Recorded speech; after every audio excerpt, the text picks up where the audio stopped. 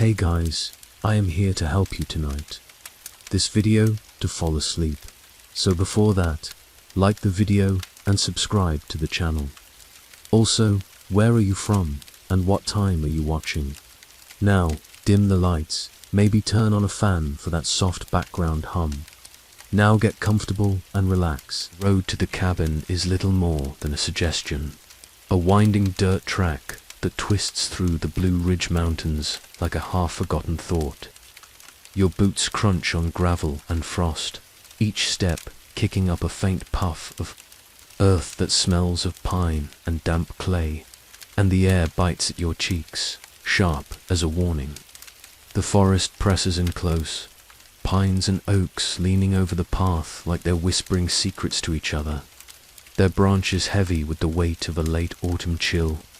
The sky above is a bruised grey, promising snow, and you pull your shawl tighter because apparently you're leaning hard into this 19th century verbits, wool scratching faintly against your neck. You're not sure why you're here, not exactly, just that something about this place called to you. A tug in your chest, like a hook snagged on a memory you can't quite place. The cabin comes into view, tucked into a hollow like it's trying to hide from the world. It's small, weathered, its logs dark with age and moss. The kind of place that looks like it's been standing since the mountains were young. A thin curl of smoke rises from the chimney, promising warmth, but there's something else, to a hum, low and faint, like a tuning fork struck deep in the earth. You pause, your breath clouding in the cold, and mutter, "Great, I've wandered into a folk horror set. Where's the ominous banjo?" The wind answers with a low moan, rustling the leaves, and you chuckle, mostly to convince yourself you're not spooked. You climb the porch steps, the wood creaking under your weight, and push open the door, its iron hinges groaning like they're annoyed to be disturbed. Inside, the air is warmer, heavy with the scent of burning pine and something sweeter, like dried lavender or old herbs. The cabin is sparse but lived in. A rough-hewn table scarred with knife marks, a shelf holding chipped mugs, a quilt draped over a chair, its patches faded but meticulous. A fire crackles in the hearth, casting a flickering glow across the room, and you feel the hum again, stronger now, vibrating through the floorboards. Your eyes are drawn to the corner where a spinning wheel sits, its dark oak frame gleaming in the firelight, its spindle sharp and black, like it's carved from night itself. You step closer, your boots scuffing the floor, and the hum grows. Not a sound exactly, but a feeling, crawling up your spine like a shiver you can't shake. The spinning wheel is beautiful, handcrafted, probably worth a fortune to some antique dealer with a podcast about forgotten crafts. But there's something wrong about it, something that makes your skin prickle. The spindle's tip glints, not with polish, but with intent, like it's waiting for something. Or someone. You laugh under your breath, a dry sound that echoes in the quiet. "Okay, creepy wheel," you say. If you're haunted, you're doing a terrible job of being subtle. The fire pops, loud enough to make you jump, and you roll. Your eyes, because jumping at a fireplace is not your proudest moment. You set your pack down by the table, the weight of it sliding off your shoulders, and take a closer look at the room. The walls are notched with faint carvings lines, curves, nothing you can make sense of yet, but they feel deliberate, like someone was marking time or telling a story. The 19th century Appalachians were full of cabins like this, built by settlers who carved out lives from rocky soil and stubborn hope. That's a fact, rooted in the history of these mountains, where every log was hewn by hand, every fire a lifeline against winters that could kill. But this cabin feels different, like it's holding on to something more than just history. You move to the spinning wheel, drawn despite yourself, and notice a small carving on its frame, a crescent moon. No bigger than a thumbnail, etched so deep it looks like it was scratched in a frenzy. Your fingers hover over it, and the hum spikes, sharp and cold, like a needle in your chest. You pull back, your heart doing a little tap dance, and mutter, "Nope, not falling for the haunted antique trick." But you can't look away, because there's a stain around the carving, dark and uneven, like spilled ink or something worse. A lesser-known tidbit floats up. Some Appalachian folk believed certain tools, especially spinning wheels, could carry a piece of their maker's soul, especially if crafted under a new moon. You're not sure you buy it, but that crescent moon is staring at you like it knows something you don't. You step back, rubbing your hands together to shake off the chill, and settle onto a stool by the fire, its warmth seeping into your bones. The hum is still there, softer now, but persistent, like a song stuck in your head. You glance at the wheel, and for a moment, you swear the spindle twitches, just a flicker, like a cat flicking its tail. You blink, and it's still, again, innocent as any antique. "If you're trying to scare me," you say, "you're gonna have to try harder than that." But your voice wavers, and you're not fooling anyone, least of all yourself. Outside, the wind howls, rattling the window panes, and you catch a glimpse of the forest beyond, its trees swaying like they're whispering to each other. The hum feels tied to this place, to the mountains themselves, and you wonder what you've stumbled into.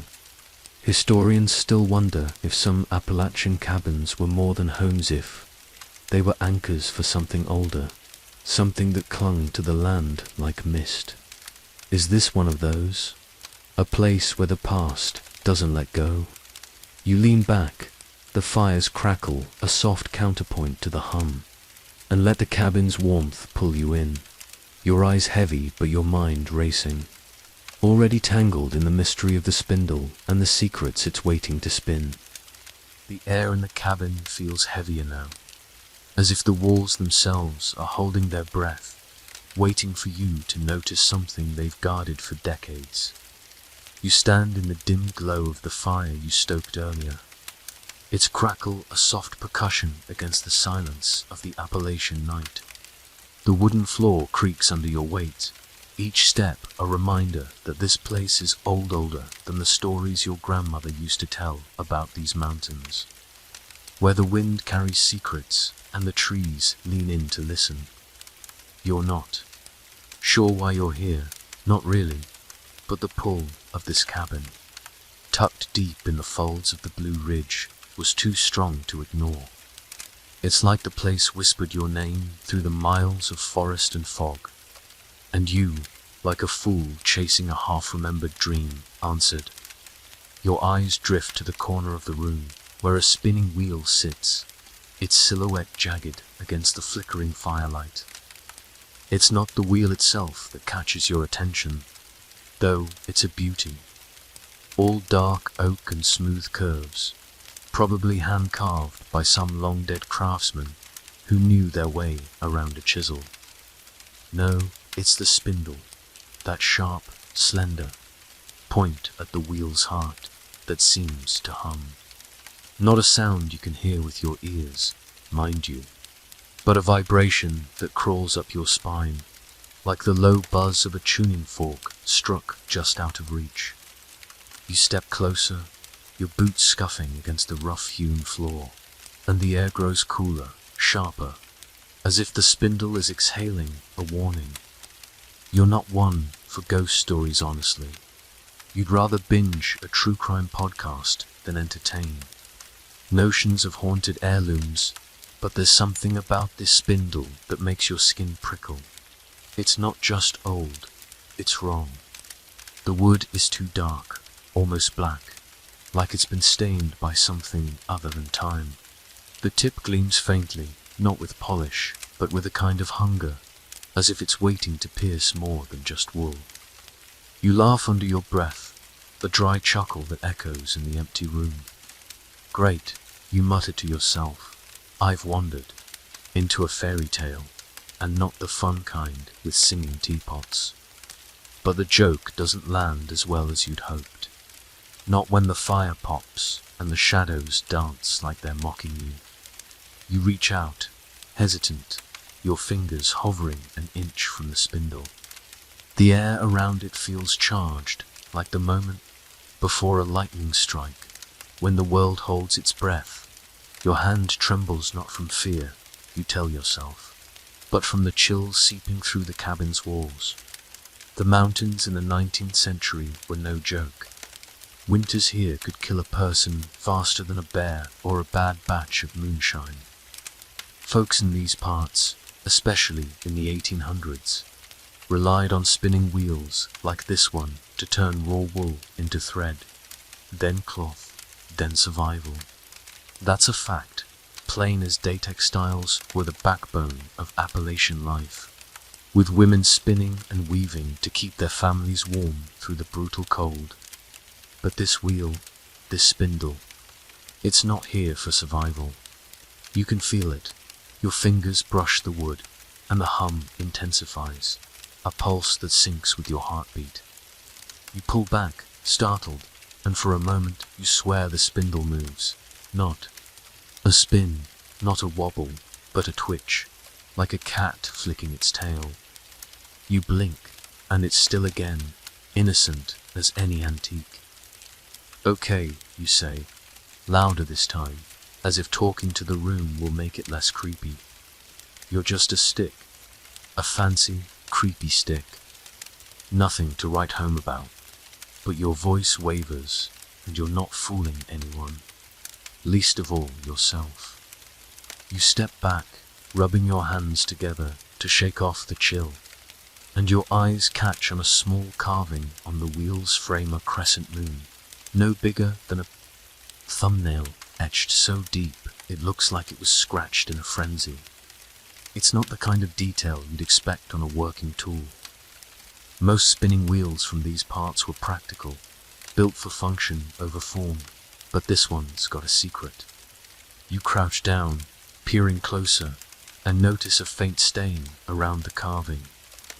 Dark and uneven, like spilled ink or something worse. A lesser-known tidbit floats to mind. Some Appalachian weavers believed certain tools could hold a piece of their maker's soul, especially if they were crafted under a new moon. Superstition, sure, but staring at that crescent, you're not so quick to dismiss it. The fire cracks again, louder this time, and you jump, your heart doing a little tap dance in your chest. You laugh again, mostly to cover the embarrassment of being spooked by a fireplace. If I wanted jump scares, I'd watch a horror flick, you grumble. But you're already moving away from the spindle, back toward the safety of the fires. Warmth. The cabin feels smaller now, the walls closer, like they're leaning in to watch you fumble through this mystery. You settle onto a rickety stool by the hearth, your back to the spindle, but you can still feel it behind you, humming, waiting. You try to focus on the fire, the way the flames lick at the logs, turning them to ash with a patience you envy. The smell of burning pine fills the room, sharp and clean, mingling with the musty scent of old wood and damp earth. Outside, the wind howls, a low moan that makes the window panes rattle. You pull your shawl tighter, yes, a shawl, because apparently you're fully committed to this 19th century vibe and try to piece together why this spindle feels so alive. Historians still wonder if certain Appalachian artifacts, like cursed tools or charms, were imbued with intensum say by witches, others by desperate souls making deals with forces they didn't understand. Could this spindle be one of those? A relic tied to a forgotten pact. You glance over your shoulder, half expecting the spindle to be closer, like some horror movie cliché. It hasn't moved, of course, but the hum is still there, steady as a heartbeat. You stand, restless, and pace the room, your boots thudding softly against the floor. The cabin is sparse, but lived in. A wooden table with knife scars, a shelf holding a few chipped mugs, a quilt draped over a chair, its patches faded but meticulous. Everything feels normal, grounded, except for that damn spindle. It's like it's watching you, daring you to touch it again. You pause by the window, peering out into the night. The forest beyond is a wall of shadows, the trees swaying like they're whispering to each other. You can't shake the feeling that the spindle's hum is tied to this place, to the mountains themselves. Maybe it's the isolation playing tricks on you. After all, cabins like this were often cut off from the world, especially in the 1800s, when a snowstorm could trap you for weeks. Or maybe it's something else, something older. You lean your forehead against the cool glass, your breath fogging the pain, and murmur if you're cursed. You're doing a terrible job of being subtle. The hum spikes, just for a second, and you whip around, heart racing. The spindle sits there, smug as ever, its tip glinting in the firelight. You're not sure if you're imagining things now, but you're not ready to touch it, again not yet. Instead, you move back to the fire, sinking onto the stool and letting the warmth seep into your bones. The night is long, and the cabin is full of secrets. You'll figure out the spindle's deal, but for now, you're content to sit here, listening to the fire and the wind, and wondering just what you've stumbled into. The fire's glow wraps you like a warm blanket, but the spindle's hum lingers. In your bones, a restless itch you can't scratch. You're still perched on the creaky stool, the cabin's walls creaking back at you as the wind outside picks up, rattling the windows like a bored child tapping on glass. The air smells of pine smoke and something sweeter, like dried herbs or old lavender, though you can't place where it's coming from.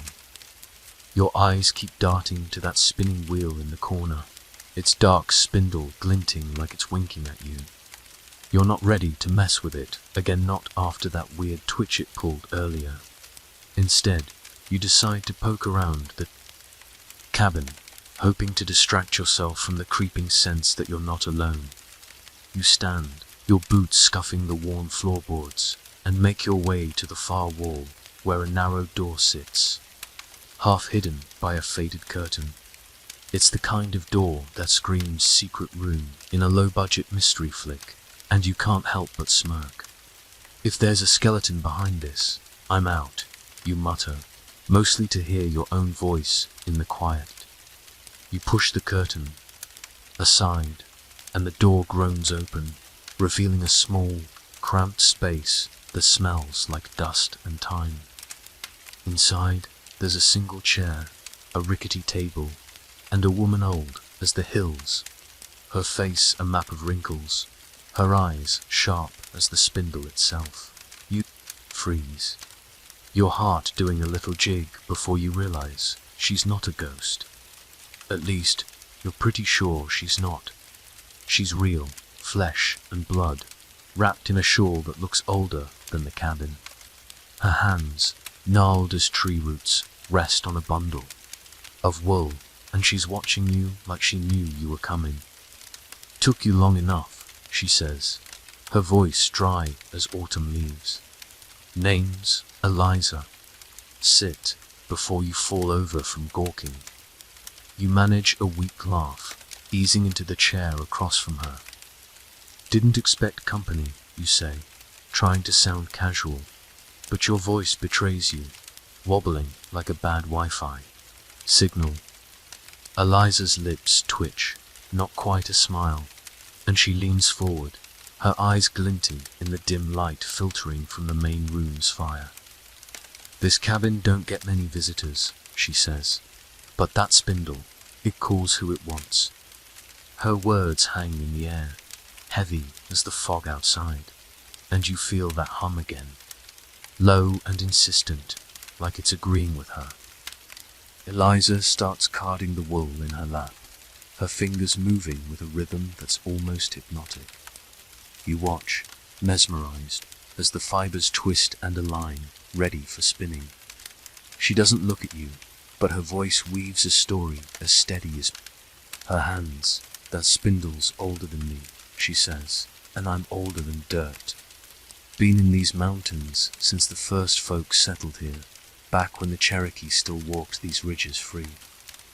That's a fact you can't argue with. European settlers poured into Appalachia in the late 1700s and early 1800s, building cabins like this one, scraping out a living from rocky soil and stubborn hope. But Eliza's tone suggests there's more to it, something the history books don't bother with.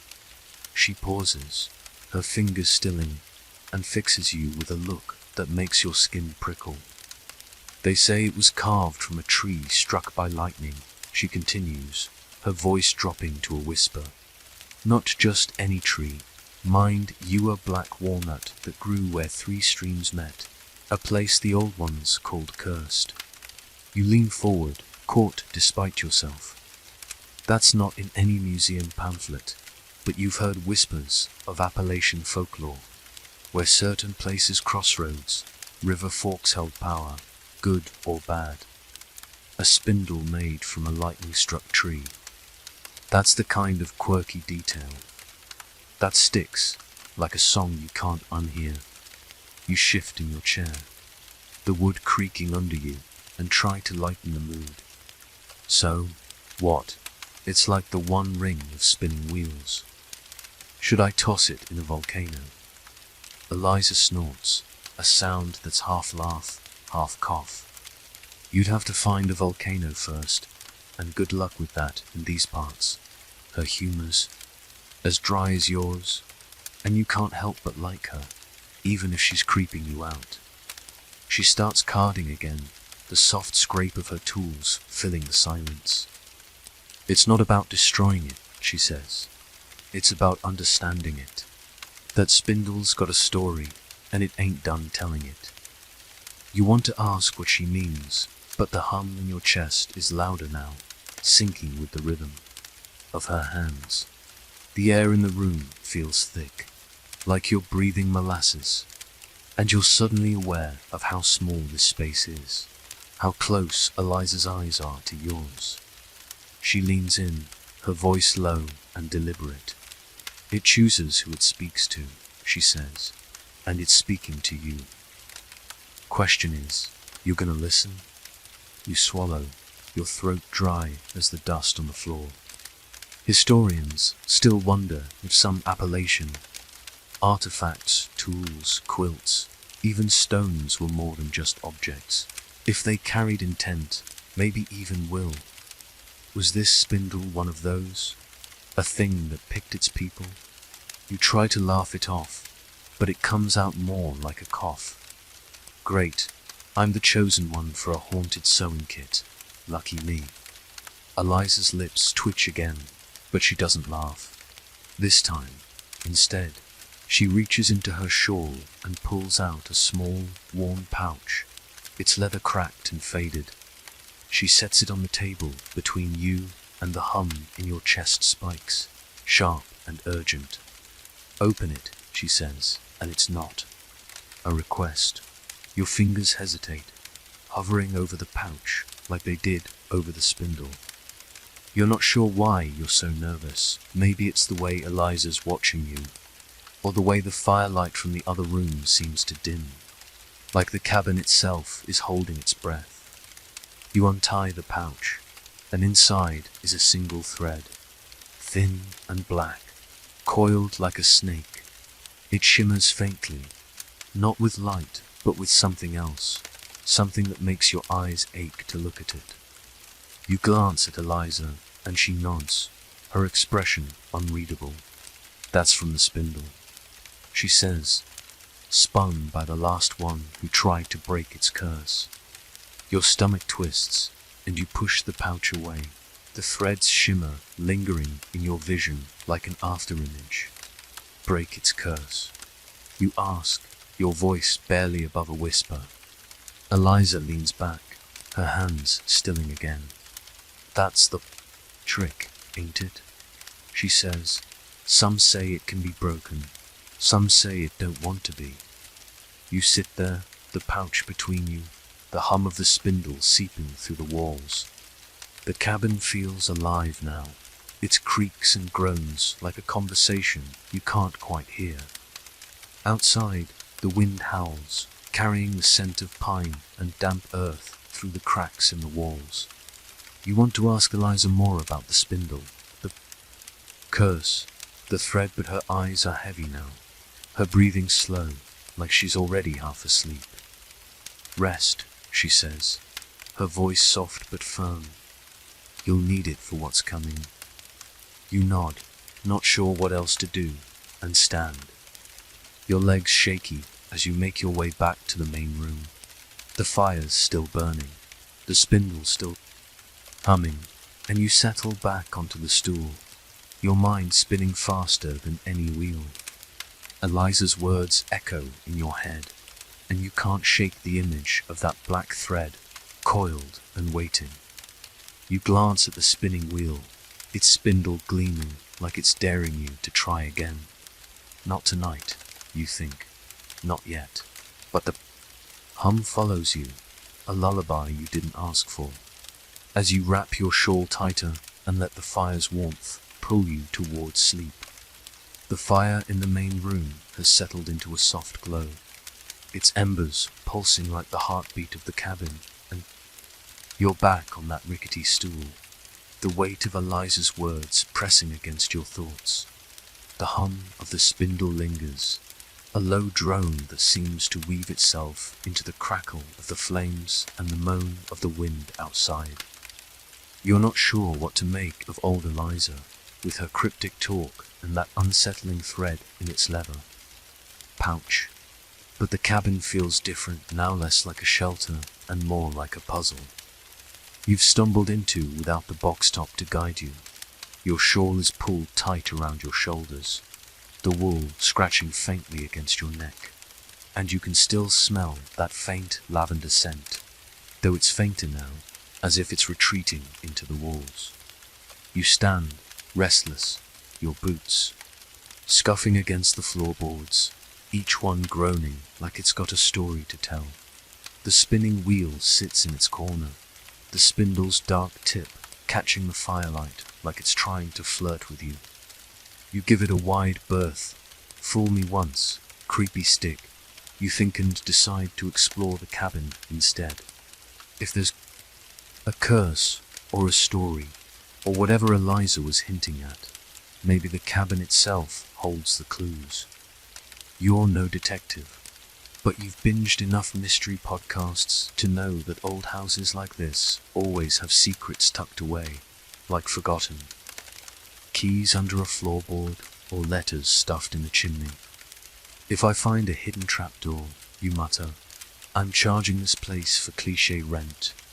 You start with the walls, running your fingers along the rough-hewn logs, their surfaces worn smooth in places by years of hands doing the same.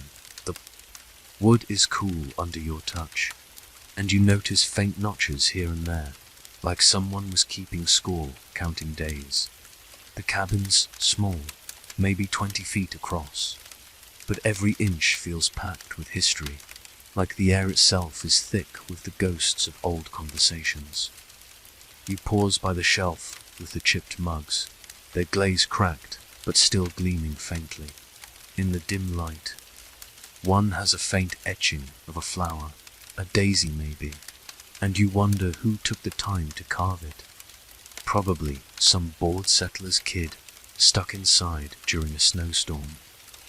Life in 19th century Appalachia wasn't exactly a party family's. Here scratched out a living, often isolated for months, relying on what they could grow, hunt, or make. That's a hard fact, etched into the history of these mountains as surely as the ridges themselves. Your fingers trail to the edge of the shelf, where a loose board catches your attention. It's not much, just a slight give under your touch, but it's enough to make your heart skip. You glance back at the spindle, half expecting it to be watching, but it's still silent, except for that ever-present hum. You press the board, and it pops free with a soft creak, revealing a shallow hollow in the wall. Inside, there's a small bundle wrapped in cloth, no bigger than your fist. Your first thought is treasure, because who doesn't hope for pirate gold, even in the middle of the mountains? But when you unwrap it, it's just a carved wooden charm, shaped like a star with a spiral in its center. The carving is crude, almost frantic, and there's a faint stain on it, dark and uneven, like the crescent moon on the spinning wheel. You turn it over in your hands, and the hum in your chest spikes, sharp and sudden, like a needle pricking. Your skin, okay, cabin, you say, holding the charm up to the firelight. You're not subtle. The star feels heavier than it should, and you can't shake the feeling that it's connected to the spindle, to Eliza's thread, to whatever this place is hiding. You've heard whispers of Appalachian folk magic charms and talismans used by granny women to ward off evil or bring good luck. Most folks dismissed it as superstition, but some swore by it, claiming certain objects held power if made with intent. This star, with its rough edges and strange weight, feels like one of those. A lesser-known detail, maybe, but not hard to believe in a place where people leaned on faith and folklore to survive. You tuck the charm into your pocket, its weight a quiet reminder against your hip, and move to the table in the center of the room. Its surface is scarred with knife marks, some shallow, some deep, like someone spent hours carving in a fit of boredom or desperation. You trace one, a jagged line that looks almost like a rune, and your mind drifts to Eliza's words about the spindle choosing who it speaks to. Historians still wonder if some Appalachian artifacts were more than tools. Some say they were vessels for something older, tied to the land or the people who worked it. Could this cabin be one of those places? A nexus of stories and secrets, with the spindle as its beating heart. You shake your head, chuckling softly. I'm overthinking this. It's just a stick and a star, not a Tolkien novel. But the laugh doesn't quite land, not when the hum is still there, steady as your pulse. You move to the quilt draped over the chair, its patches a patchwork of faded blues and reds, each square stitched with care. You lift it, and something falls to the floor with a soft thudder, small knife, its blade dulled but its handle carved, with the same spiral star pattern as the charm. You pick it up, careful, and notice a faint inscription on the blade. To warn, to read, but enough to make you wonder who held it last. The quilt smells faintly of lavender, and you realize that's where the scent's been coming from, woven into the fabric like a memory. The wind outside howls louder now, rattling the windows, and you glance toward the door, half expecting Eliza to shuffle in with more cryptic warnings. But the cabin is quiet, save for the fire and the spindle's hum. You set the knife on the table, next to the charm you've pulled from your pocket, and step back, your mind racing. The cabin's secrets are piling up: carvings, charms, knives, and that damn spindle, all whispering the same story you're not sure you want to hear. You settle back onto the stool, the fire's warmth a small comfort, and let your eyes drift to the spinning wheel. The spindle's still there, gleaming, waiting. You're not ready to touch it again, not yet, but you can't ignore it either. The night's still young, and the cabin's got more to say. The cabin's fire has dwindled to a soft flicker, casting long shadows that sway like dancers across the walls. And you're still clutching the carved star charm in your pocket, its edges pressing into your palm. The spindle's hum is a constant now, a low pulse that feels like it's stitched itself into your heartbeat, urging you to move, to do something, though you're not sure what. The air smells of pine smoke and that faint lavender from the quilt, but there's a new edge to it, crisp, like frost, sneaking through the cracks in the cabin's walls. You glance at the door, its iron latch glinting in the dim light, and feel a pull, not from the spindle this time, but from outside. The night is calling, and you're too restless to sit here with the charm. The knife and Eliza's cryptic warnings swirling in your head. You need air, even if it's the kind that bites. You wrap the quilt around your shoulders, partly for warmth, partly because it feels like armor against whatever this cabin's hiding, and push the door open. The wind greets you like an overeager dog, cold and insistent, tugging at the quilt as you step onto the porch.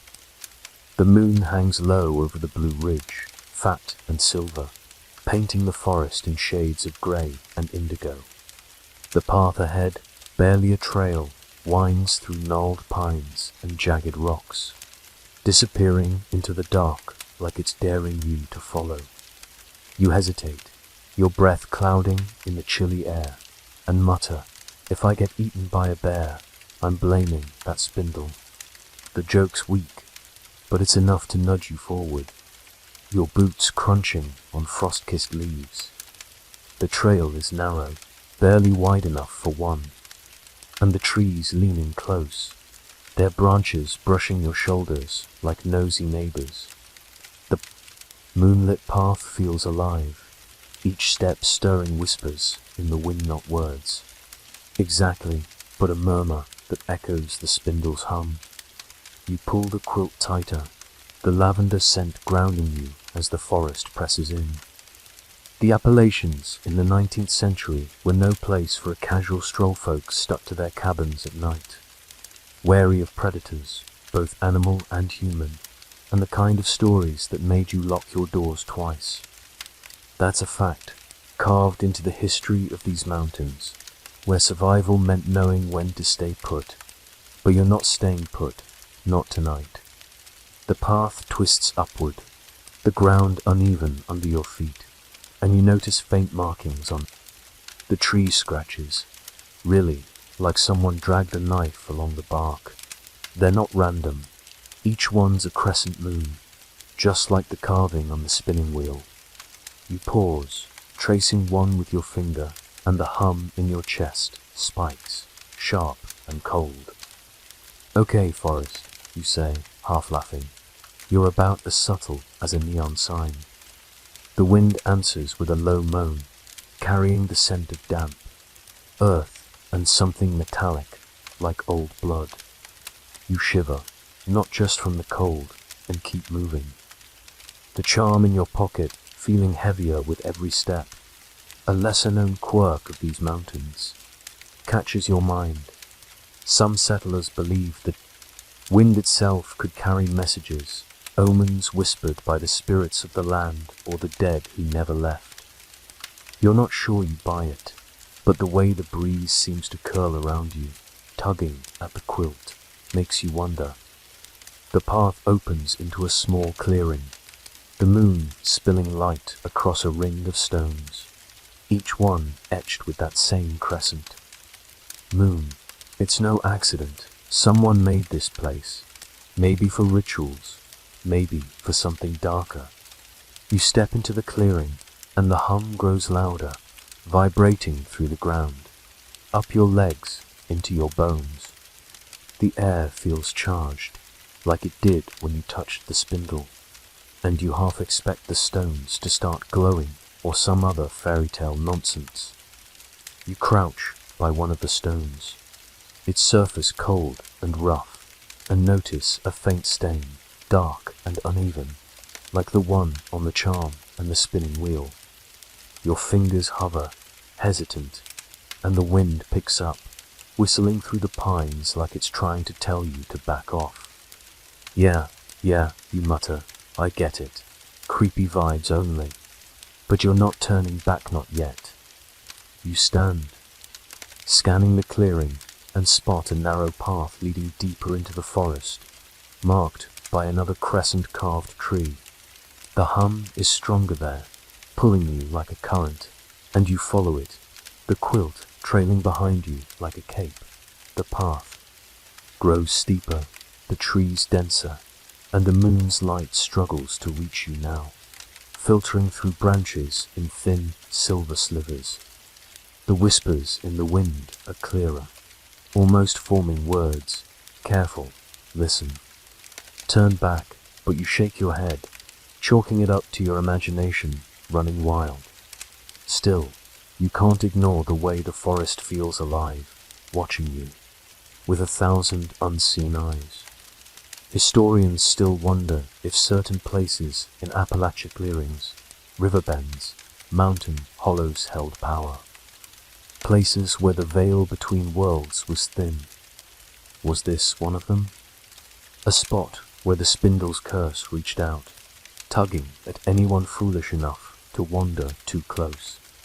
You pause, catching your breath, and lean against a tree, its bark cool against your palm.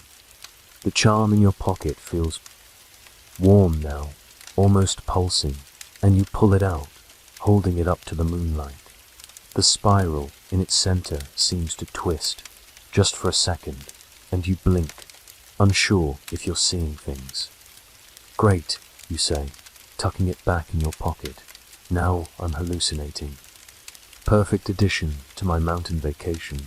The wind laughs, or maybe it's just the rustle of leaves, but it's enough to make you move again, faster this time. The path pulling you deeper into the dark. The trail ends at a rocky outcrop, the moon hanging directly overhead, bathing the stone in light.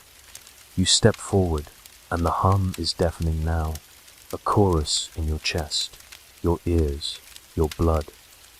The rocks are carved 2 more crescents, more spirals, and one larger stone with a symbol you don't recognize, like a hand with an eye in its palm. You reach out, drawn to it, but the wind howls, sharp and sudden, and you stumble back, the quilt slipping from your shoulders. The hum fades, just a little, and you stand there, heart pounding, staring at the stone. The forest is quiet now, too quiet, and you realize you've gone farther than you meant to. The cabin, with its fire and its secrets, feels a world away. You turn back, retracing your steps, the quilt heavy in your arms. The moon watches you go, its light cold and unyielding, and the whispers in the wind follow, softer now, but still there. The charm in your pocket, the knife back at the cabin, the spindles hum, they're all pieces of the same puzzle, and you're starting to think you're in deeper than you bargained for. But for now, you just want the warmth of the cabin, the crackle of the fire, and a moment to breathe without the forest's eyes on you. The path stretches ahead, leading you back, and you let it guide you, one step at a time. Into the night, the path back to the cabin feels shorter, as if the forest is hurrying you along, eager to spit you out before you see too much. Your boots crunch on the frosty leaves, the quilt heavy around your shoulders, its lavender scent a faint anchor in the cold night air. The moon still hangs overhead, its light slicing through the pines, but the whispers in the wind have faded, leaving only the spindle's hum, a steady pulse that follows you like a shadow. You're not sure what you found out there in the clearing, those crescent carvings, that eerie stone with the hand and eye, but it's left you unsettled, like you've brushed against something you weren't meant to touch. The charm in your pocket feels heavier, warmer, and you keep your hand wrapped around it, as if it might anchor you to something solid. You reach the cabin's porch, the door still slightly ajar, and slip inside, grateful for the fire's lingering warmth. The spinning wheel looms in its corner, the spindle gleaming like it's pleased your back. You ignore it, for now, and drop the quilt over the chair, its patches catching the firelight in soft blues and reds. The hum is quieter here, muffled by the cabin's walls, but it's still there. A reminder that you're not done with whatever this place wants from you. Your stomach twists, not with fear exactly, but with the nagging sense that you're being watched, not by Eliza, who's probably still dozing in her little room, but by the cabin itself, or maybe the spindle. If you're gonna stalk me, you mutter to the wheel, at least buy me dinner first. The fire pops, as if laughing at your weak attempt at humor. You're too wired to sit, too cold to stand still, so you decide to head out again, not back into the forest. No thank you, but down the other path you spotted earlier, the one that winds toward the village. It's not far, maybe a mile, and the idea of other people, even grumpy 19th century ones, feels like a lifeline. You grab a lantern from a hook by the door, its glass smudged but intact, and light it with a splinter from the fire. The flame sputters, then steadies, casting a warm circle of light that makes the cabin feel a little less like a haunted house set. You pull your shawl tight because apparently you're all in on this pioneer aesthetic and step back into the night, the lantern swinging gently in your hand. The path to the village is wider than the forest trail, worn smooth by years of boots and wagon wheels. The moon lights your way, its glow mingling with the lanterns, and the air smells of frost and distant woods. The Blue Ridge in the 1800s was dotted with small settlements like this one, clusters of families bound by necessity and gossip, where news traveled slow but stories spread like wildfire. That's a fact, rooted in the history of these mountains, where community was survival and a stranger's arrival was cause for both curiosity and suspicion. You're not sure what you'll find in the village, but you're hoping for answers about the spindle, the charm, or at least a cup of something warm to steady your nerves. The path dips into a hollow, and the village comes into view, a handful of cabins and a small church huddled against the mountainside. Lanterns glow in a few windows, and you hear the faint clatter of a door shutting, the low murmur of voices. You pause, suddenly aware of how you must look some outsider stumbling in from the dark, wrapped in a quilt like a lost time traveler. Great, you mutter, I'm about to be the talk of the town, and it's not even 1850. You adjust the lantern, square your shoulders, and keep walking, the hum of the spindle still buzzing faintly in your chest. The village is quiet, but not empty. A woman in a bonnet sweeps her porch, her broom scraping rhythmically, and she eyes you as you pass, her gaze sharp but not unkind. A man with a beard like a briar patch leans against a fence, whittling something small, a spoon, maybe up, nods as you approach. You nod back, trying to look like you belong, and head toward what looks like the heart of the village. A small general store, its windows glowing with lamplight. The sign above the door is weathered, but you can make out the words Hollow's End Mercantile. You push the door open, and a bell jingles, startlingly loud in the quiet. Inside, the store is cramped but cozy, shelves lined with jars of preserves, bolts of cloth, and tools that look like they've seen better days. A group of local 3 women and an older man stand around a potbelly stove, their conversation halting as you step in. The air smells of molasses and tobacco, and the warmth is a welcome change from the night's chill. Evening, you say, aiming for friendly but landing somewhere closer to awkward. The women exchange glances, and the man, his face creased like old leather, raises an eyebrow. Ain't seen you before, he says, not accusing, just stating a fact. You set the lantern on the counter, its light catching the dust motes in the air, and try to explain without sounding like you've lost your mind. I'm staying up. At the old cabin, the one with the spinning wheel, the words are barely out before the mood shifts. The women stiffen, and the man's eyebrow climbs higher. That cabin, one of the women says, her voice low, like she's naming a ghost. She's younger, maybe 30, with a braid that swings as she leans forward. You mean Eliza's place? The one with the spindle. You nod, and the hum in your chest flares, as if it knows it's being talked about. The group starts talking, their voices overlapping like a badly mixed podcast. The spindle, they say, is bad news. Been around forever, passed down through families who didn't want it but couldn't get rid of it. It spins trouble, the older man says, spitting into a tin by the stove. Folks who use it see things, visions, dreams, things that ain't right. The younger woman chimes in, her eyes wide. My gran said it was cursed by a weaver who lost her heart to the mountains, made a deal with something dark to keep her craft alive. You listen, your hand tightening round the charm in your pocket, and catch a lesser-known tidbit. Some locals believed the spindle could only be spun under a full moon, like the one tonight, to reveal its secrets or its curse. You try to lighten the mood, because the air's getting heavy. So, what?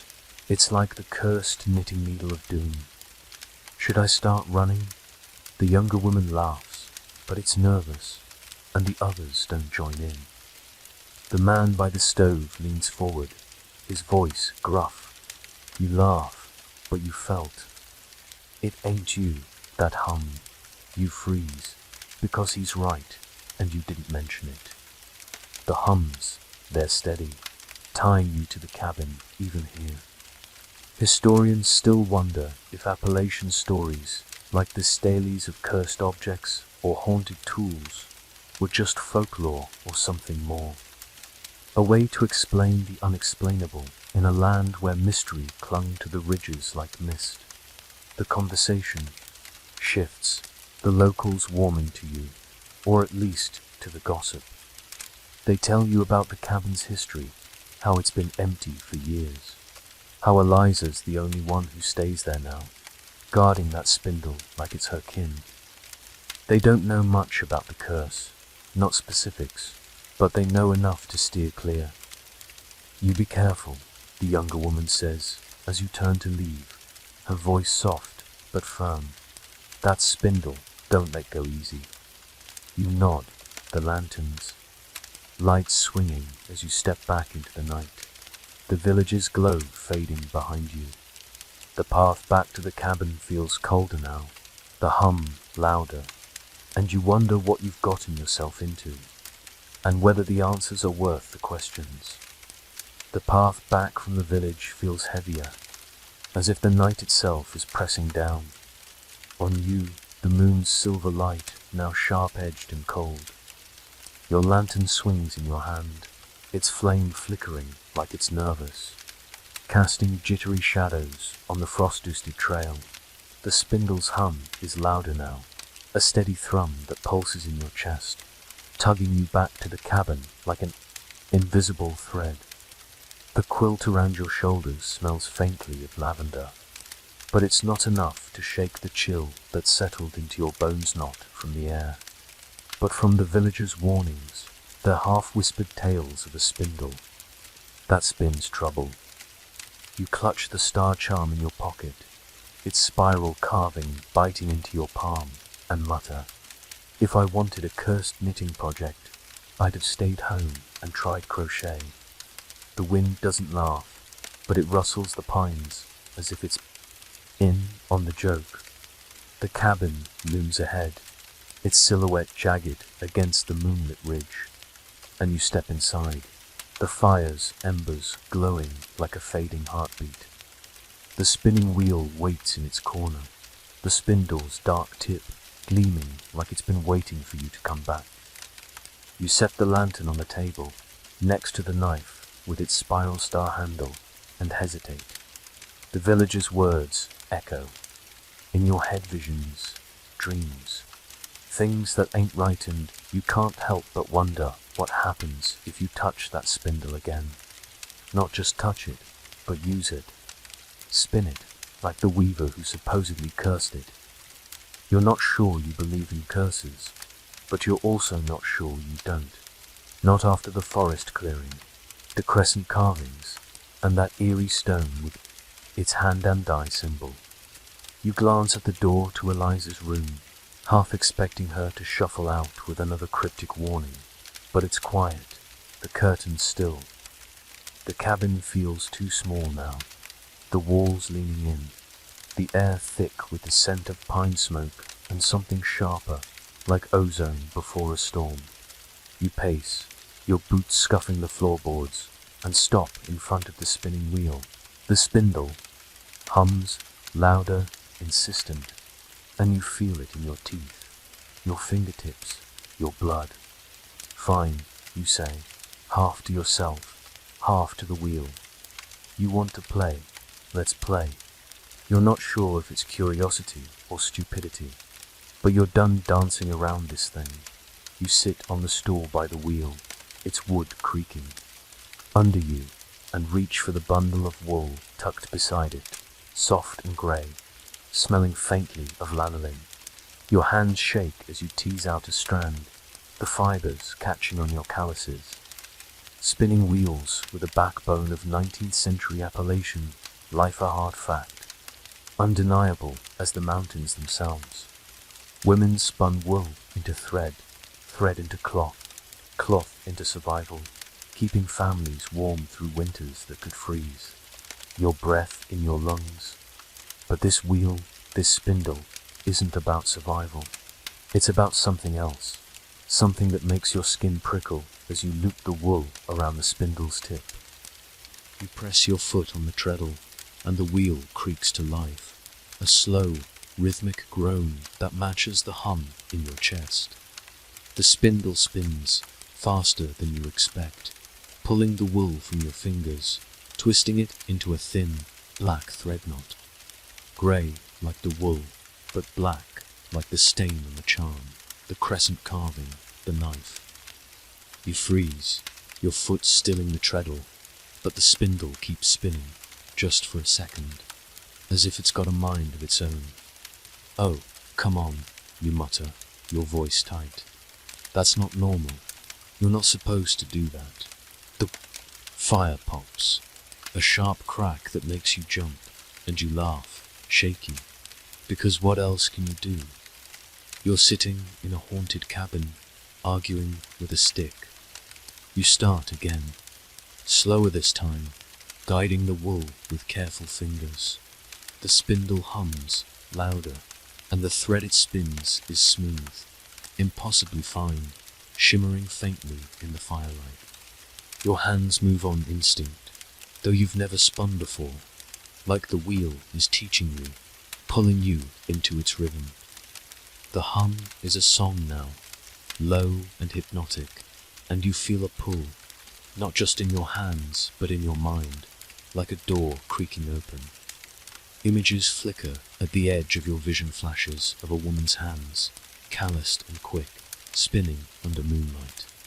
A forest clearing, the stones glowing, a voice, sharp with anger, whispering words you can't catch. You blink and they're gone, but your heart's racing, and the thread in your hands is longer, coiling in your lap like a living thing. You stop, your breath uneven, and stare at the thread. It's not just black, it's deep, like it's swallowing the light. You touch it, and it's warm, almost pulsing, like the charm in your pocket. A lesser-known detail surfaces. Some Appalachian weavers believed certain threads could hold memories, woven into the fibers by intent or ritual, especially if spun under a full moon, like tonight. You glance out the window, where the moon hangs heavy, and wonder if that's why the spindle chose now to wake up. Or maybe it chose you. The thought makes you snort. Great, I'm the chosen one for a demonic sewing project. Where's mine? Oscar, the hum spikes, sharp and sudden, and you drop the thread, startled. It falls to the floor, coiling like a snake, and for a moment you swear it moves, slithering toward the wheel. You stand, backing away, your heart doing a tap dance in your chest. The spindle's still now, innocent as ever, but you're not buying it. You scoop up the thread, careful not to let it touch your skin, and stuff it into the leather pouch Eliza gave you, the one with her own black thread. The hum quiets, but it's still there, watching, waiting. You sit back down, not on the stool, but on the chair by the fire, the quilt pulled tight around you. The knife on the table catches your eye, its spiral star handle glinting, and you wonder if it's part of this too, another piece of the puzzle. Historians still wonder if some Appalachian artifacts, like this spindle, were more than toolsome, say they were conduits, tying the living to the land, or to something older, something that doesn't let go. Was this spindle one of those? A thing that spins not just thread, but fate. You lean back, the fire's warmth seeping into your bones, and stare at the wheel. The hum is softer now, almost soothing, but you know better than to trust it. You're in deeper than you meant to go, and the cabin's secrets are starting to feel like a web, with you caught in the middle. For now, you close your eyes, letting the fire's crackle and the lavender scent lull you. But the spindle's hum follows you into the dark, a promise of more to come. The fire's embers glow, faintly now, casting a soft amber haze over the cabin, but the air feels taut, like a string pulled too tight, ready to snap. You're slumped in the chair by the hearth, the quilt draped over your knees, its lavender scent mingling with the fading pine smoke. The leather pouch with the black thread jaws, and Alyssa sits on the table next to the knife, its spiral star, handle catching the dim light like it's trying to whisper something. The spindle's hum is quieter, almost sulky, as if it's annoyed you stopped spinning. But it's still there, a low vibration that tugs at your edges, like a song you can't quite shake. Your hands still tingle from the wheel, from the way. The thread turned black and warm, and those flickering images hands, moonlight. A voice linger in your mind like a dream you're not sure you had. You shift, the chair creaking under you, and glance at the spinning wheel. The spindle glints, daring you to come closer, but you're not ready to play its game again. Not yet. Your eyes drift to the pouch, and before you can talk yourself out of it, you reach for it, your fingers brushing the cracked leather. The hum flares, just for a second, and you hesitate, your heart giving a quick, nervous thump. If you zap me, I'm burning you, you mutter to the pouch, half joking, because at this point, you're not ruling anything out. You open it, tipping the contents into your palm, 2 strands of black thread, one Eliza's, one yours, both shimmering faintly like they're woven from midnight itself. You hold them up to the firelight, and the threads seem to drink it in, their surfaces rippling with something that's not quite light, not quite shadow. Your breath catches, because this isn't normal thread, not by a long shot. You remember the villager's words, visions, dreams, things that ain't rightened, those flashes you saw while spinning, the woman's hands, the glowing stones. You lean closer, squinting, and the hum in your chest syncs with the threads. A slow, hypnotic pulse. The cabin feels smaller, the walls pressing in, and the air smells sharper now, like ozone and something sweet, almost cloying, like overripe fruit. You're not sure why, but you wrap the threads around your fingers, careful not to pull too tight, and the world tilts at the firelight dims. Or maybe your eyes do, and images flood in, vivid and jagged, like a film reel stuttering to life. You see a woman, her face shadowed but her hands clear, calloused and quick, spinning thread under a full moon.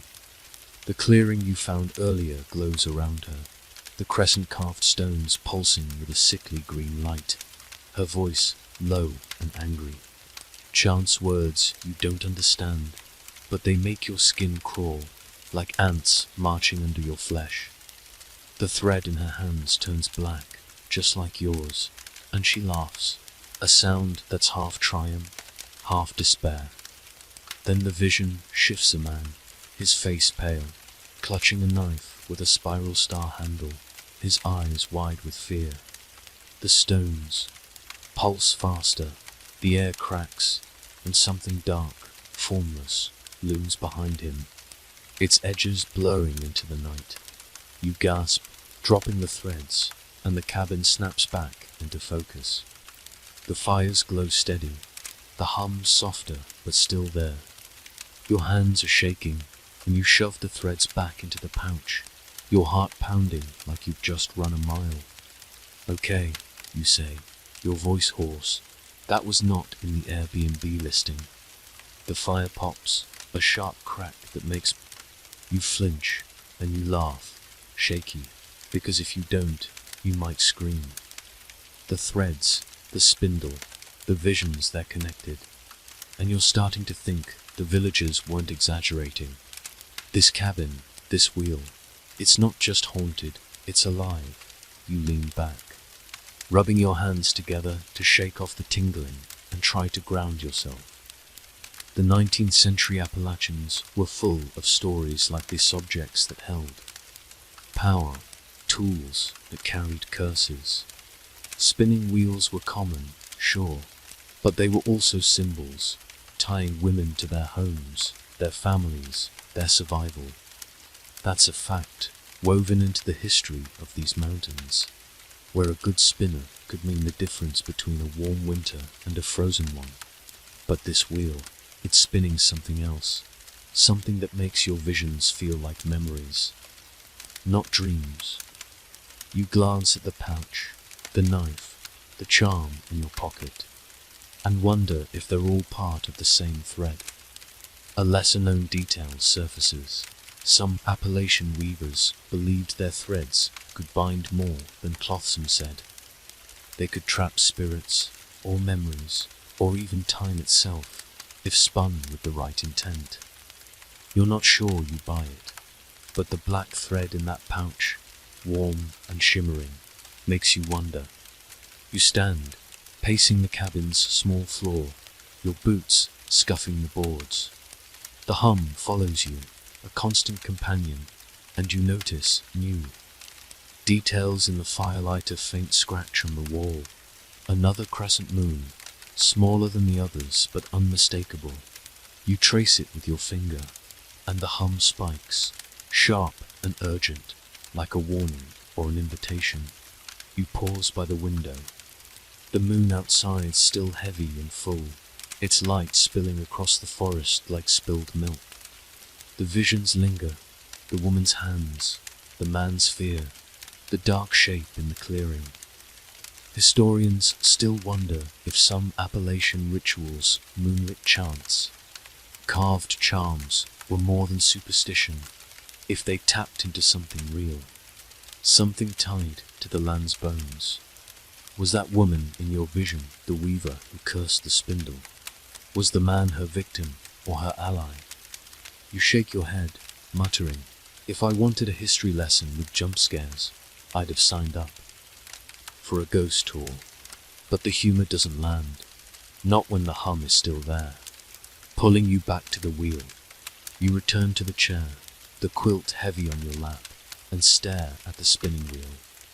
The spindle's tip glints, almost mocking, and you can't shake the feeling that it's waiting for you to pick up where you left off. The pouch sits on the table, the threads inside whispering their own secrets, and you wonder what else they'll show you if you're brave or foolish enough to try again. For now, You let the fire's warmth sink into you, the lavender scent calming your racing heart. The cabin is quiet, but it's a restless quiet, like the pause before a storm.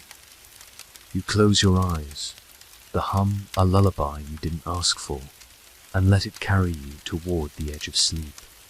The visions still flickering behind your lids. The cabins. Fire has settled into a faint pulse of embers, barely enough to keep the chill at bay.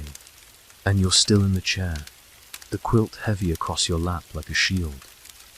The lavender scent clings to it, but it's not enough to drown out the sharp temps of ozone that's crept into the air. Like the cabin's holding its breath after your little vision stunt with the threads. The leather pouch sits on the table, its black threads hidden but not silent, their hum syncing with the spindle's low drone, a duet that's starting to feel like it's rewriting your heartbeat.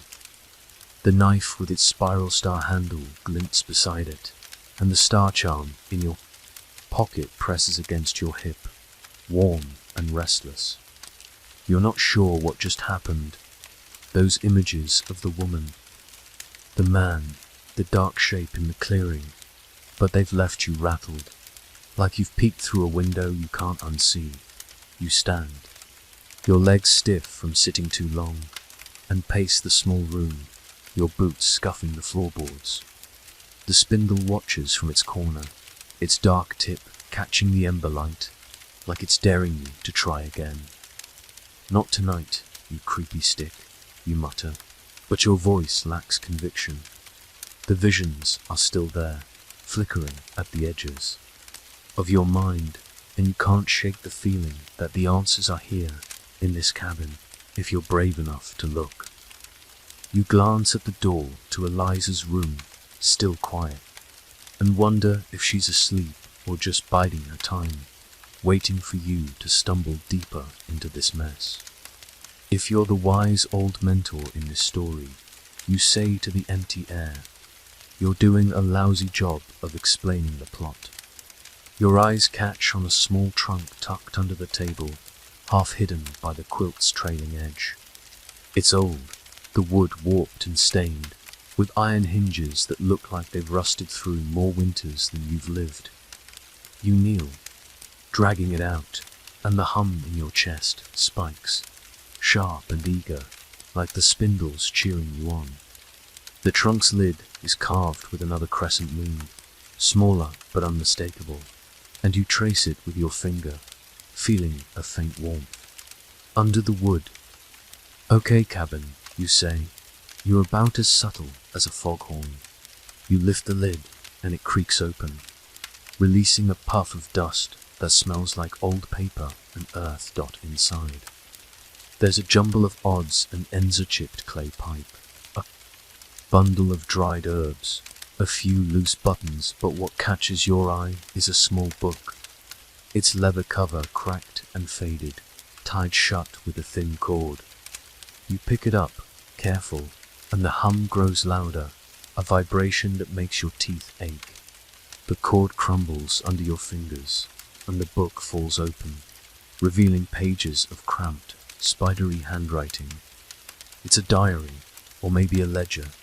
The ink faded, but legible, and you squint in the dim light, your heart picking up speed. The first page has a name asterisk, Lydia, 1832, and a single line. The spindle sings, and I cannot stop. Asterisk, you sit back on, your heels, the book heavy in your hands. The 19th century was a time when Appalachian women kept diaries like this, recording everything from crop yields to family feuds. Their words a lifeline in a world that didn't always listen. That's a fact, etched into the history of these mountains, where literacy was rare but stories were currency. But this diary feels different, like it's not just a record, but a confession. You flip through the pages, careful not to tear the brittle paper, and the words pull you in like the spindle's thread. Lydia writes about the wheel, the spindle, the way it hums to her at night, showing her things visions, She calls them of blood and moonlight and a deal gone wrong. Breath catches as you read a passage about the clearing, the one you found with the crescent-carved stones. The stones hold it, but not forever. Lydia writes, her script shaky. The spindle wants more, always more. You pause, the hum in your chest so loud it drowns out the fire's faint crackle. There's a lesser-known detail here, buried in appellation. Lore. Some believe that certain objects, like spindles or looms, could be bound to a place, tied to its power through rituals no one dared speak aloud. Lydia's diary suggests she did more than spin. Will she spun something darker, something that left stains on the stones, the wheel, maybe even her soul? You keep reading, the words blurring as your eyes tire, but you can't stop. Lydia mentions a weaver, a woman who came before her, who carved the spindle from a lightning-struck tree and paid a price she didn't name. The thread binds us, Lydia writes, and I see her face in my dreams. You think of the woman in your vision, her hands quick and angry, and wonder if she's the one Lydia saw too. The diary doesn't say if the curse can be broken, only that it's hungry, that it chooses who it speaks to. You glance at the spinning wheel, and the hum feels like a nod, like it's saying, asterisk, that's right. You're mine now. Asterisk, you snort, trying to shake off the creep factor. Great, I'm starring in a gothic yarn pun, you say, but the humor feels flat, especially when the fire pops, loud enough to make you jump. You close the diary, tying it shut with a new cord from the trunk, a bit of twine that smells faintly of herbs, and tuck it under your arm. The hum quiets, but it's still there, watching, waiting. You stand, your knees creaking almost as much as the floorboards, and move back to the chair, the quilt welcoming you like an old friend. The knife and pouch sit on the table, the charm warm in your pocket, and you wonder how many others, like Lydia, sat in this cabin, caught in the spindle's pull. Historians still wonder if some Appalachian diaries, like Lydia's, were more than records. Some say they were warnings, written to keep others from repeating old mistakes.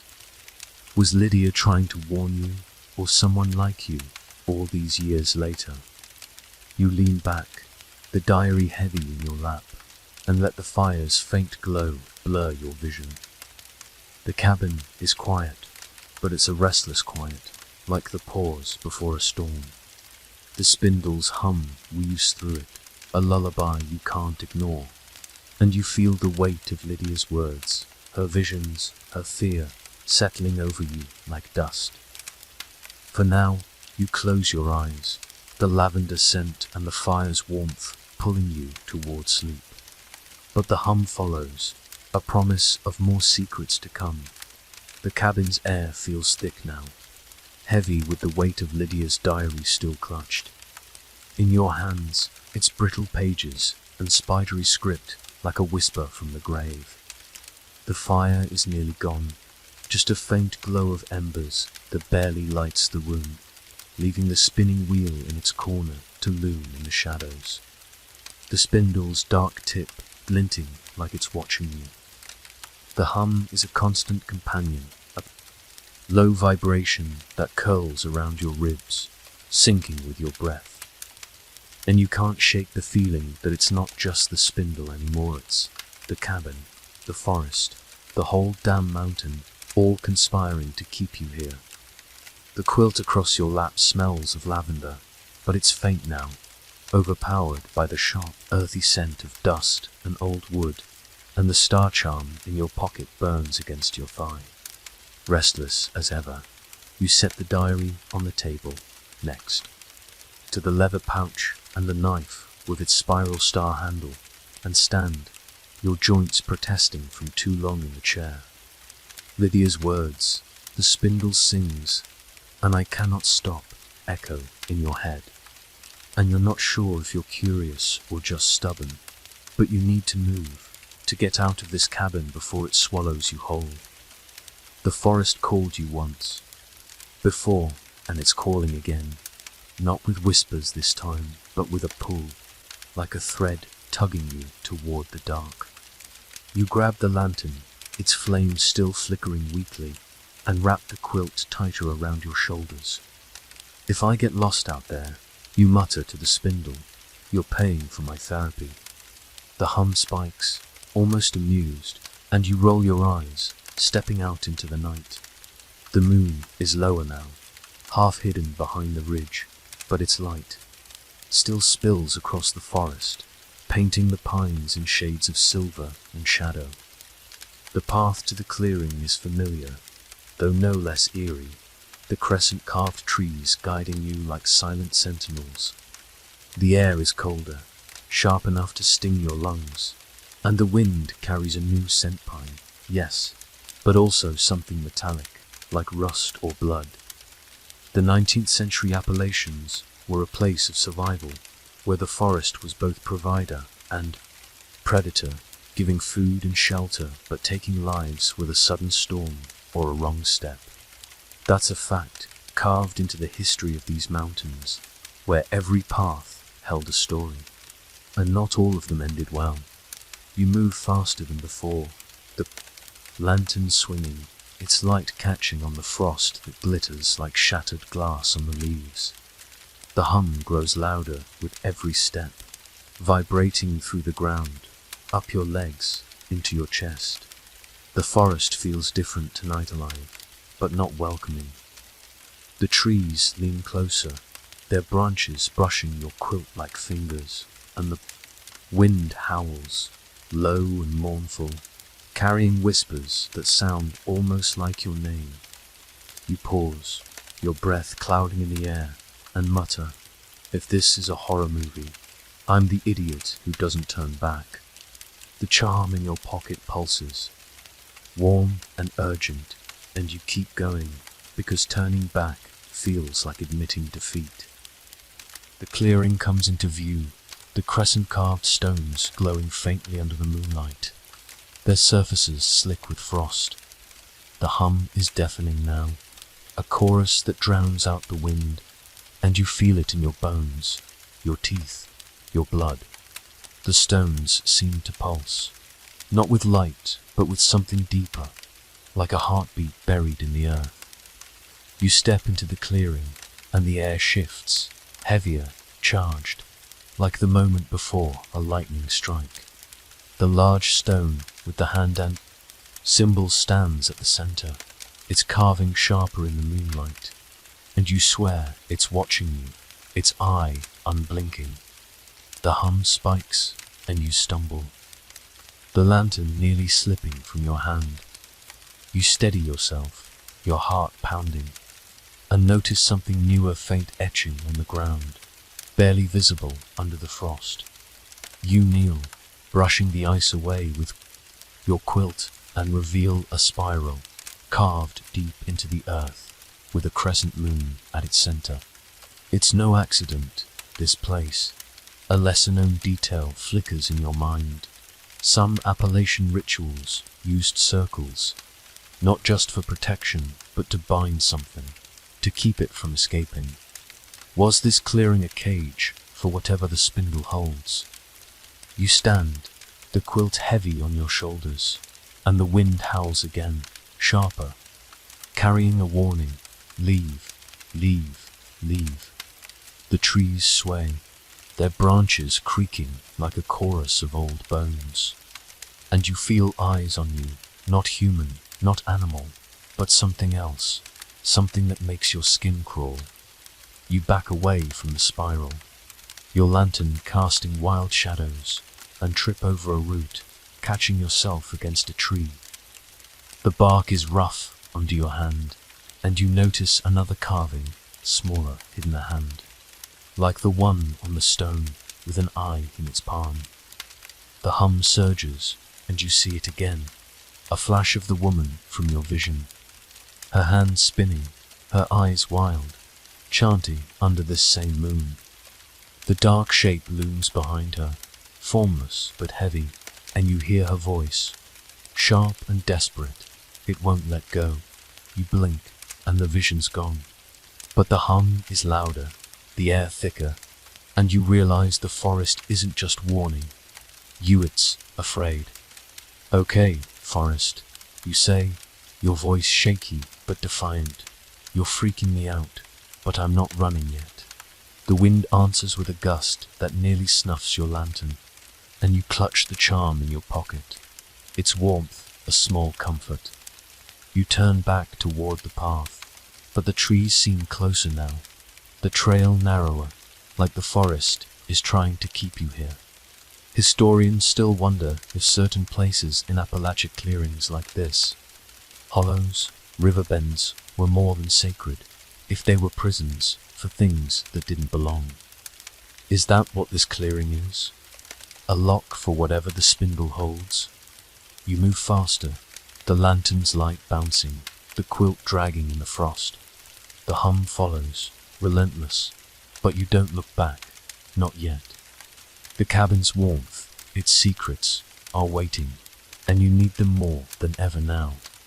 The forest spits you out onto the cabin's porch, the lantern in your hand flickering like it's as shaken as you are, its flame barely clinging to life. The moon hangs low, its light sharp and cold, cutting through the pines to paint the cabin's walls in silver streaks. The spindle's hum follows you, a relentless pulse that weaves through the wind's low moan, and you can still feel the clearing's weight, the crescent stones, the spiral in the earth, that hand and eye carving staring at you like it knew your name. Your quilt is heavy with frost, the lavender scent barely there now, drowned out by the forest's metallic temps, like rust or blood or something older. You clutch the star charm in your pocket, its warmth a faint anchor, and push through the cabin door, the familiar creak of the hinges almost a relief. Inside, the fire is dead, just a pile of ash and embers, and the air feels colder, sharper, like the forest followed you in. The spinning wheel looms in its corner, the spindle's dark tip glinting like it's pleased your back. The hum is louder here, vibrating through the floorboards. And you set the lantern on the table next to Lydia's diary, the leather pouch and the knife with its spiral star handle. Your breath clouds in the dim light, and you mutter, "If I wanted a haunted camping trip, I'd have picked a better tent." The joke falls flat, swallowed by the cabin's stillness, and you realize you're talking to keep the silence at bay. You're not ready to sit, not with the clearing's warning, "Leave, leave, leave," still ringing in your ears. The forest was afraid, and you're starting to think it had good reason. You pace, your boots scuffing the floor, and notice a faint draft, not from the door, but from the far wall near Eliza's room. The curtain hangs still, but you feel it a pull, like the spindle's hum, but softer, more secretive. You glance at the wheel, half expecting it to twitch, but it's still smug as ever. "Stay put," you tell it, like it's a dog that might bolt, and move toward the curtain, your heart picking up speed. You push it aside, and the narrow door to Eliza's room is ajar, a sliver of moonlight spilling through a small window inside. The air smells of herbs and dust, and you step in, the lantern casting long shadows across the cramped space. Eliza gone, her chair empty, the bundle of wool she was carding abandoned on the table. But there's something new, a circle of stones on the floor, small and smooth, each one etched with a crescent moon. They're arranged in a spiral, like the one in the clearing, and at its center is a single black thread, coiled tight, shimmering faintly. The hum spikes, sharp and urgent, and you realize this isn't just a room, it's a stage, set for something you've walked right into. You kneel, the lantern's light flickering across the stones, and hear a faint chant, low and rhythmic, coming from nowhere and everywhere. It's not Eliza's voice, not Lydia's, but it's familiar. Like the woman from your visions, her words sharp and desperate. The air grows heavy, charged like it was in the clearing. And you see it movement in the corner. A shadow that's not a shadow, shifting like smoke. Your breath catches, and you mutter, "Okay, cabin. If this is your big reveal, I'm not impressed." But your voice shakes, because the shadow moves again, and the chant grows louder, words you can't understand but feel in your bones. The shadow takes shape, not a person, not quite, but a figure, tall and formless, with eyes that aren't eyes, glowing faintly like the stones in the clearing. It doesn't speak, but the hum does, a chorus now, pulling you toward the spiral of stones. You clutch the charm in your pocket, its warmth burning, and the figure pauses, as if it sees it. The chant falters, just for a second, and you realize this is a ritual, like the ones whispered about in Appalachian lore. The 19th century was full of them secret ceremonies, often led by women, to bless or curse, to bind or break. That's a fact, buried in the oral histories of these mountains, where faith and fear blurred into something powerful. A lesser-known detail surfaces. Some rituals used threads, not just to weave cloth, but to weave fate, tying the living to the land or to something darker, something that didn't let go. This spiral, this thread, feels like one of those, and you're caught in it. The figure moves closer, its edges blurring, and you stumble back, the lantern clattering to the floor. The flame holds, barely, and you see the thread in the spiral twitch, like it's alive. Historians still wonder if some Appalachian rituals went beyond superstition, if they called on forces that answered forces that lingered, waiting for someone new to stumble in. Is that what this is? A ritual that never ended. You grab the thread, because what else can you do? And it's warm, pulsing, like the one you spun. The figure freezes, the chant cuts off, and the hum surges, deafening. You see her, again the woman from your visions, her hands spinning, her eyes wild, chanting in this very room, the stones glowing around her. The figure looms behind her, not formless now, but solid, its hands reaching. You blink, and the vision's gone, the figure's gone, and you're alone, kneeling by the spiral, the thread burning in your hand. You drop it, your heart racing, and scramble back to the main room, the lantern's light bouncing wildly. The cabin feels alive now, the walls creaking, the spindle humming, and you collapse into the chair, the quilt pulling you in. The diary, the pouch, the knife, they're all there, waiting. And you realize you've seen something you can't unsee. The ritual, the figure, the threadbare part of the spindle story, and you're tangled in it now. You close your eyes, the hum a relentless lullaby, and let the lavender scent, faint as it is, pull you towards sleep. The cabin watches, the spindle waits, and you know the night's not done with you yet. The cabin's air is thick with the memory of that shadow figure. It's not quite still burning in your mind as you slump in the chair, the quilt heavy across your lap like a lifeline. The fire is long gone, leaving only ash and a faint chill that seeps through the floorboards, mingling with the lavender scent that's barely clinging to the quilt. The spindle's hum is softer now, almost smug, as if it knows you've seen too much to turn back. The lantern on the table flickers, its weak flame casting jittery shadows across Lydia's diary. The leather pouch with its black threads, and the knife with its spiral star handle. Your hand rests on the star charm in your pocket, its warmth a quiet pulse, and you can still feel the thread from Eliza's room, burning against your skin like a warning you didn't heed. You're outside now, The longhouse's heavy door thudding shut behind you, its echo soft as a sigh. The fjord stretches before you, its waters dark and still, reflecting the stars like a mirror of forgotten dreams. Your breath slows, each exhale a gentle cloud in the frosty air, and you feel the weight of the longhouse's relics in your pocket, warm against your side, grounding you. The night is quiet, save for the faint lap of waves and the rustle of pine needles in the breeze.